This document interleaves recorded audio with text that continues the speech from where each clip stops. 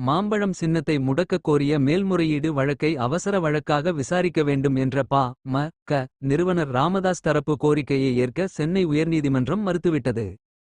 உள்கட்சி பிரச்சினை தொடர்பாக நிலுவையில் உள்ள உரிமையியல் வழக்கு முடியும் வரை மாம்பழம் சின்னத்தை முடக்கி வைக்க வேண்டும் என ராமதாஸ் தரப்பில் தாக்கல் செய்யப்பட்ட மனுவை சென்னை உரிமையியல் நீதிமன்றம் தள்ளுபடி செய்து மார்ச் 26ஆம் தேதி உத்தரவிட்டது.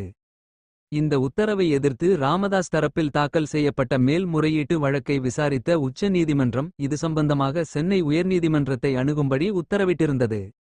இந்நிலையில் சென்னை உயர்நீதிமன்றத்தில் பா.ம.க. நிறுவனர் ராமதாஸ் தரப்பில் மாம்பழம் சின்னத்தை முடக்கக் கோரிய வழக்கை விசாரணைக்கு எடுக்க வேண்டும் என நேற்று முறையிடப்பட்டது. அப்போது மனுவாக தாக்கல் செய்தால் விசாரிக்கப்படும் என நீதிபதிகள் தெரிவித்திருந்தனர். இந்நிலையில் தலைமை நீதிபதி எஸ்.ஏ. தர்மாதிகாரி மற்றும் நீதிபதி ஜி. அருள்முருகன் அமர்வில் ராமதாஸ் தரப்பில் இன்று மீண்டும் முறையீடு செய்யப்பட்டது. தங்கள் வழக்கை இன்று பிற்பகல் அவசர வழக்காக விசாரிக்க வேண்டும் என கோரிக்கை விடுக்கப்பட்டது. இதை ஏற்க மறுத்த நீதிபதிகள் மனு எண்ணிடப்படாமல் விசாரணைக்கு எடுத்துக் கொள்ளப்பட மாட்டாது, எண்ணிடப்பட்டால் விசாரணைக்கு எடுத்துக் கொள்ளப்படும் என திட்டவட்டமாக தெரிவித்தனர்.